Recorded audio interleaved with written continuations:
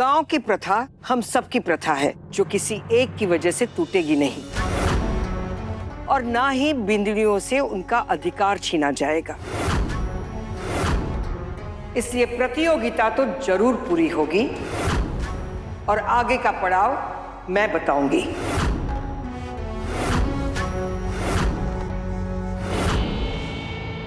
वाह बुढ़िया, तूने तो मेरे मन की बात कर दी। अब आएगा मजा जब घेवर यहाँ गिरेगी और उस सरपंच का दम वहां निकलेगा। दरवाजा खोलो। बुआसा का फैसला कभी गलत हो ही नहीं सकता। क्यों, सही कहा ना मैंने? हाँ, सही कहा आपने।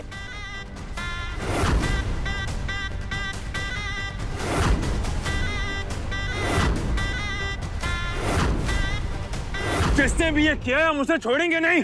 कोई है बाहर तो दरवाजा खोलो। बाहर इतनी तेज स्पीकर बज रहा है, कोई आवाज कैसे सुनेगा हमारी? क्या करें, कैसे निकले यहाँ से बाहर? आखिरी पड़ाव का नाम है सतधर्मयुक्ता, जिसका मतलब है एक स्त्री अपने धर्म से कितनी जुड़ी हुई है। आज मकर संक्रांति है और ये त्योहार ये बताता है कि आने वाला साल कितना खुशियों से भरा हुआ होगा। लेकिन ये खुशियां तभी आती है जब एक बींदनी अपना धर्म निभाकर ये त्योहार मनाती है। इसीलिए ये पड़ाव रखा गया है। रंगोली और पतंग, ये दो रंग है मकर संक्रांति के। इसी में आपको आपकी कला दिखानी है। मतलब एक रंगोली और एक पतंग बनानी है, जिसके लिए आपको 20 मिनट का समय दिया जाएगा। और आपका समय शुरू होता है अब।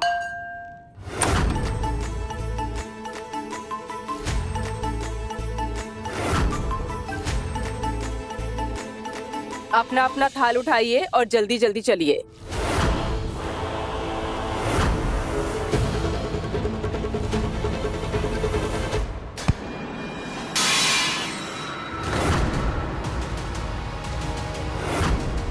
माफ करना घेवर, मारे को प्रतियोगिता की उत्सुकता में ना कुछ समझ ही नहीं आ रहा। माफ करना। जल्दी कीजिए आप सब।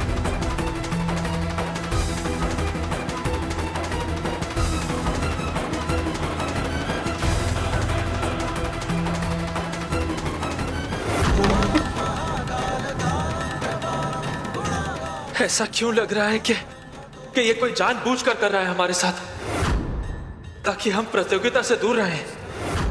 घेवर प्रतियोगिता ना जीते और घूंघटवाड़ी ना खोले।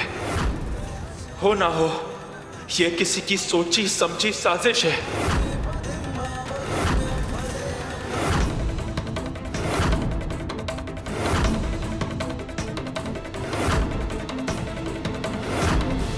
घेवर को हराना बहुत मुश्किल है।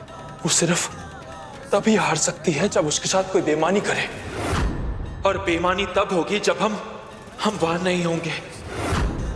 हमारी घेवर इस षड्यंत्र के चक्कर में किसी खतरे में ना आ जाए।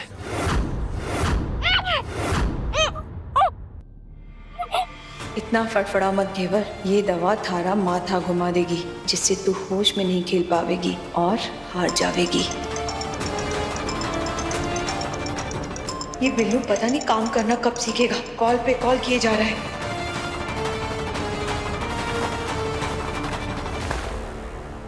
तुम आखिर हो कौन और क्या चाहती हो?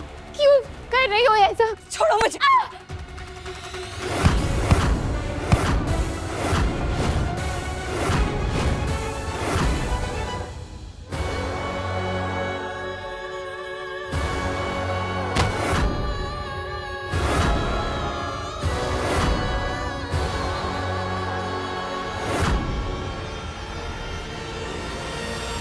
मारी को लगता है ये पूरी तरह बेहोश हो गई है। चलो अच्छा है, अब प्रतियोगिता में किसी भी तरह की कोई अड़चन नहीं होगी।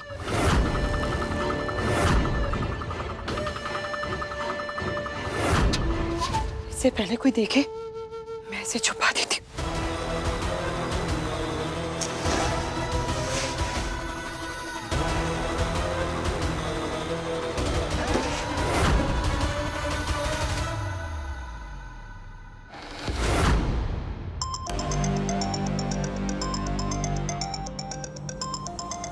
ये बिल्लू भी ना।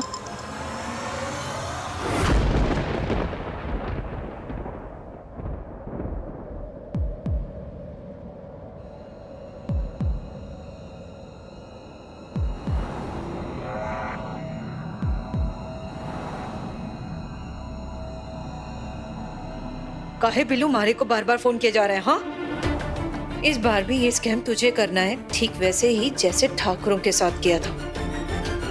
ओटीपी वाला स्कैम।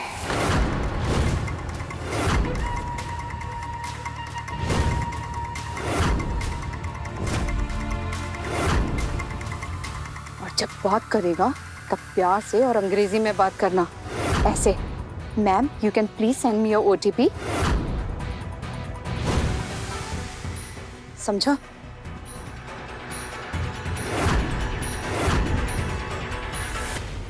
मैम ये 4 डिजिट का ओटीपी होता है जो कुंदन जी के मोबाइल नंबर पे आया होगा, और मैम अगर आपने 5 मिनट में दे दिया तो पैसा ब्लॉक हो जाएगा।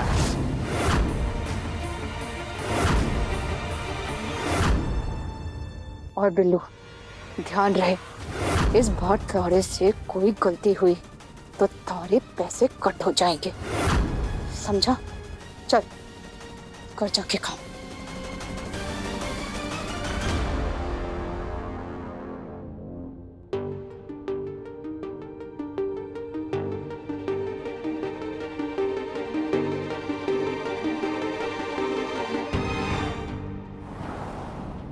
रानी का सच हमारे को किसी भी तरह कुंवर सा को बताना होगा।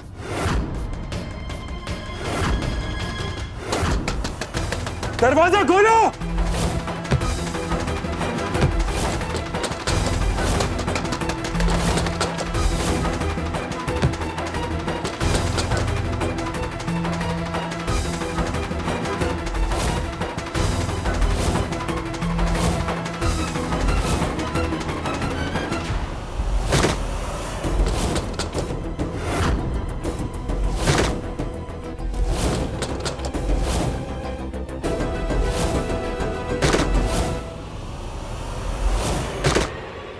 कुंवर सा,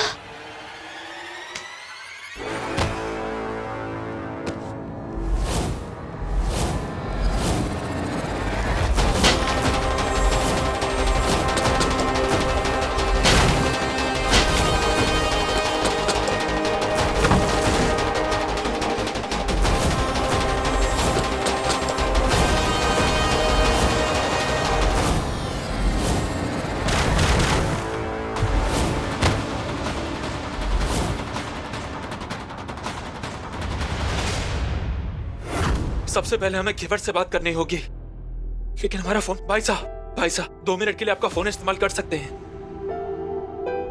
ये लीजिए।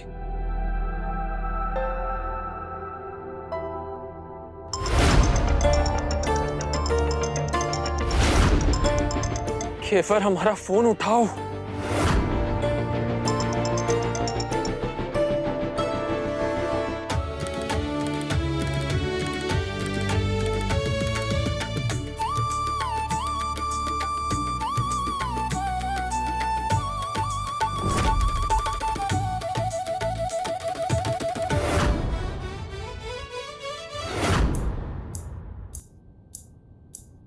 ये रंगोली वेदिका बिंदनी ने बनाई है, ये रंगोली रानी जी ने बनाई है, ये रंगोली सुगाना बिंदनी ने बनाई है। ये घेवर अभी तक क्यों नहीं आई? मैं अभी वही सोच रही हूँ। घेवर की रंगोली की तस्वीर कहाँ है?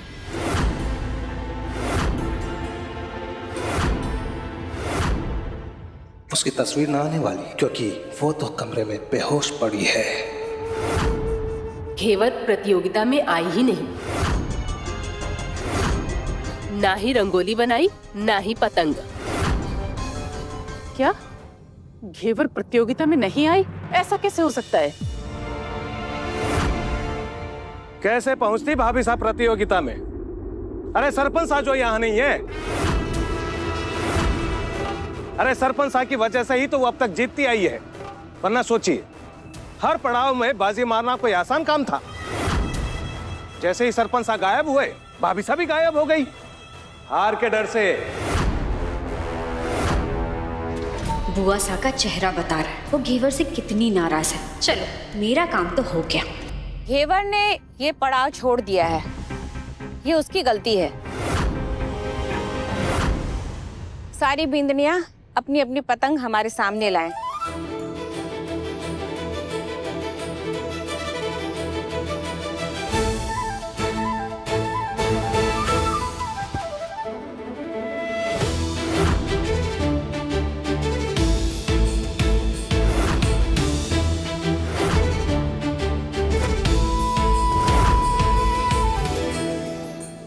सबने बहुत ही अच्छी रंगोली और पतंग बनाए हैं, लेकिन वेदिका की रंगोली में रंगों का चुनाव भी बहुत अच्छा था और काम में सफाई भी बहुत थी,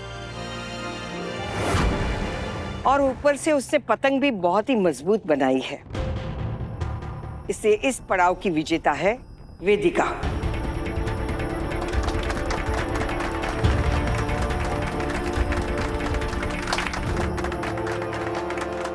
कल तक घेवर सबसे आगे थी, पर आज के पड़ाव के बाद सबसे ज्यादा नंबर वेदिका के होते हैं। इसलिए इस साल की सर्वश्रेष्ठ बिंदनी की प्रतियोगिता की विजेता है वेदिका।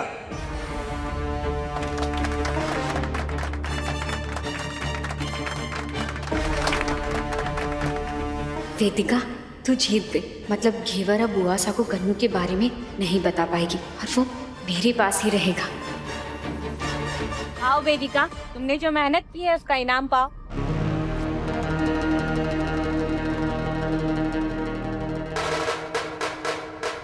रुक जाइए बुआ सा।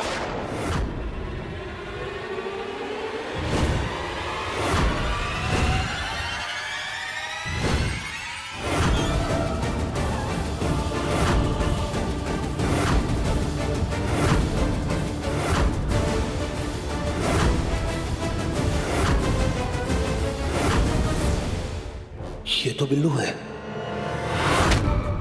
कुंदन, कहाँ था तू अब तक? और साथ में ये पुलिस और वो दो छोरे भी कौन है?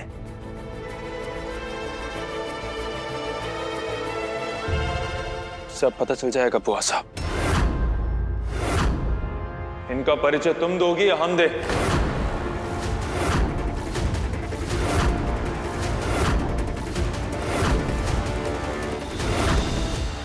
रुको। अरे अरे अरे, कहाँ भाग रही हो?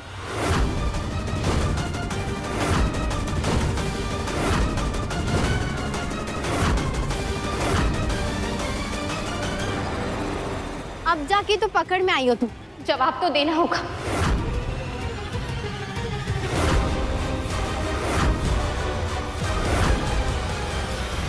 घेवर किसी मुसीबत में तो नहीं है? शायद इसलिए हमारा फोन नहीं उठा रही। घेवर हमारा फोन उठाओ प्लीज। कुंवर साहब। घेवर, शुक्र है तुमने फोन उठा लिया। तुम ठीक तो हो ना? रानी,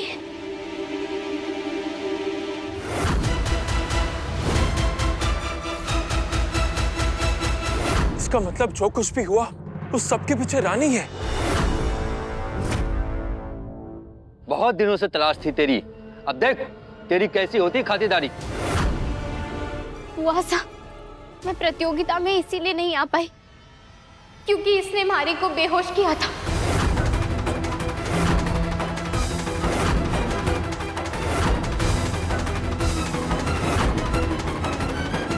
क्या? हाँ बुआ सा, जब हम सब लोग अंदर रंग लेने गए थे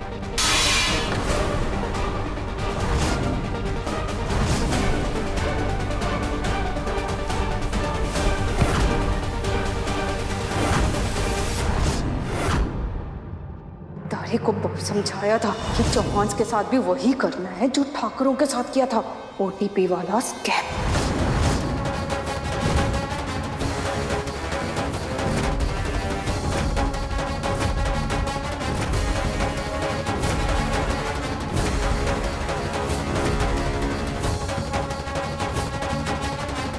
वो तो शुक्र है घेवर ने सही समय पर फोन उठा लिया और हमें सब बता दिया। हमने पुलिस को सूचित किया और इसलिए इसकी गैंग पकड़ी गई।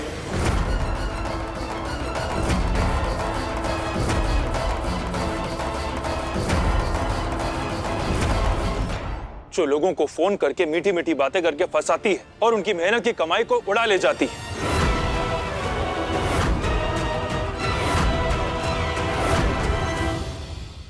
केवर, तुम्हें भी फोन करके फंसाने वाला ये बिल्लू ही था, जो कि रानी की गैंग का आदमी है।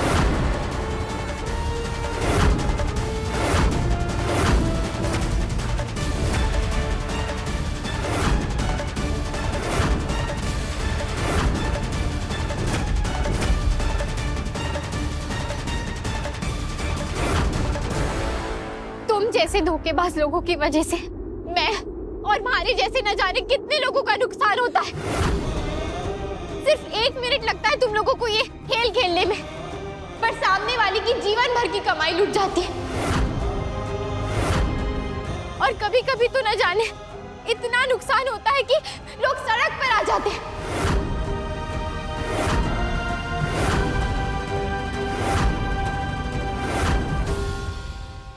अब बताओ, कुंवर सा के खाते से जो पैसा गया था वो कहाँ है?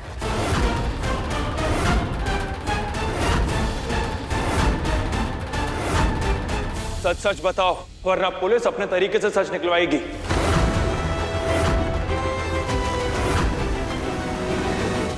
चलो। नहीं नहीं, मैं सब बताती हूँ।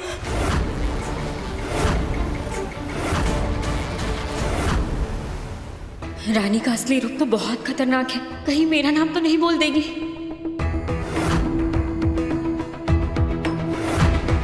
जब हमारे को पता चला सरपंच साहब के अकाउंट में सरकार की तरफ से 5 करोड़ रुपए आए हैं, तो मैंने और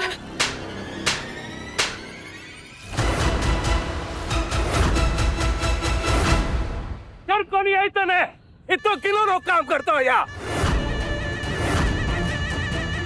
अरे अठे में सरपंच साहब ने जाने के सुना दियो। और तू रानी आज मारो सर शर्म से झुका दिया है।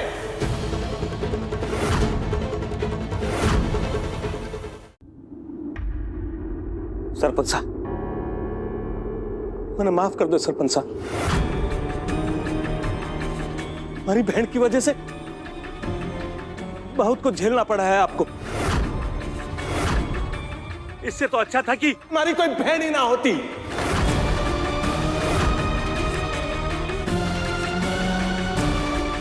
हमारे को माफ कर दिया ना सरपंच साहब।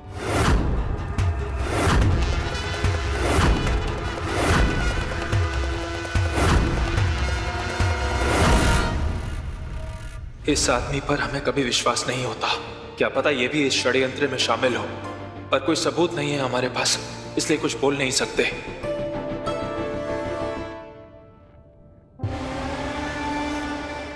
रानी, बताओ कहाँ है कुंवर सा का पैसा? बोलो। वो पैसा मैंने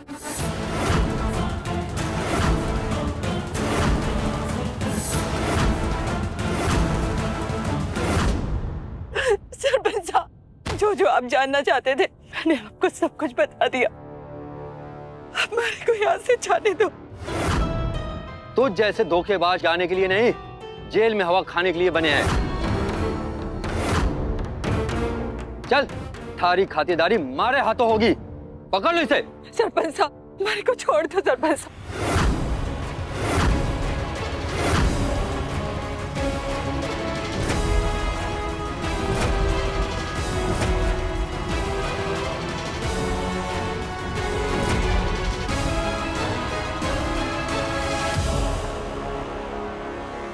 केवल, आज तुम्हारी वजह से हमें हमारे पैसे वापस मिल जाएंगे। हवेली और जमीनें भी छूट जाएंगी।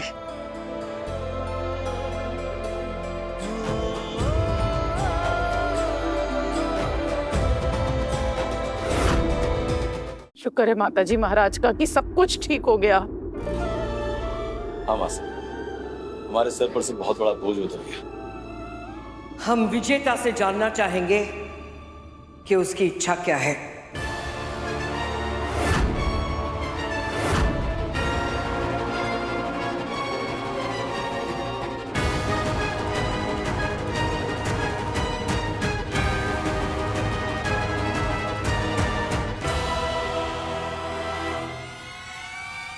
बोलो घेवर।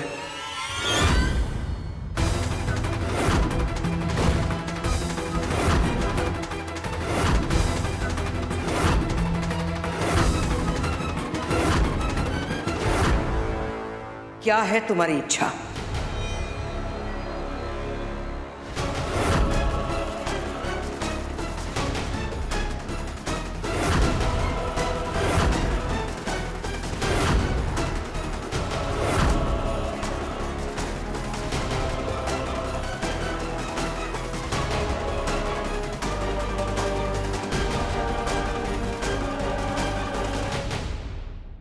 कार्येषु दासी, कर्णेषु मंत्री, भोजनेषु माता, शयनेषु रंभा, धर्मानुकूला, क्षमया धरित्री, षड्गुण युक्ता, कुल धर्म पत्नी। पूरी प्रतियोगिता का आधार ये श्लोक था। ये श्लोक में छुपे गुण तुम सब बिंदरियों को दिखाने थे, जो घेवर ने दिखाया। वो आखिरी पड़ाव में रानी की वजह से भाग नहीं ले पाई,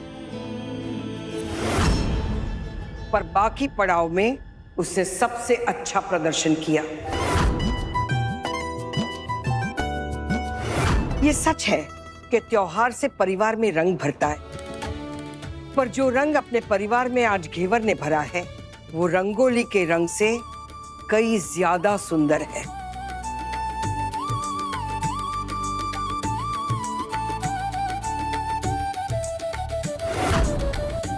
एक असली बीननी का यही तो काम है।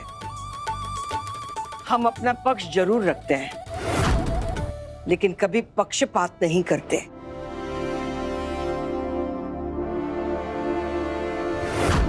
इसलिए हम इस प्रतियोगिता की विजेता घेवर को घोषित करते हैं।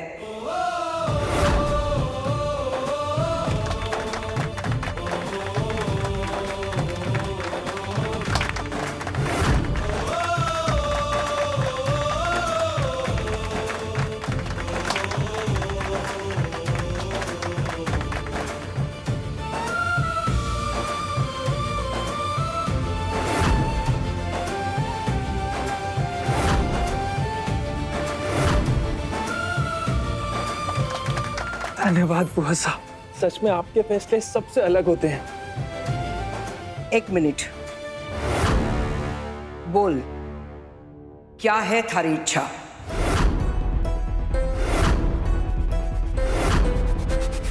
आपके हाथों घूंघटवाड़ी की शुरुआत।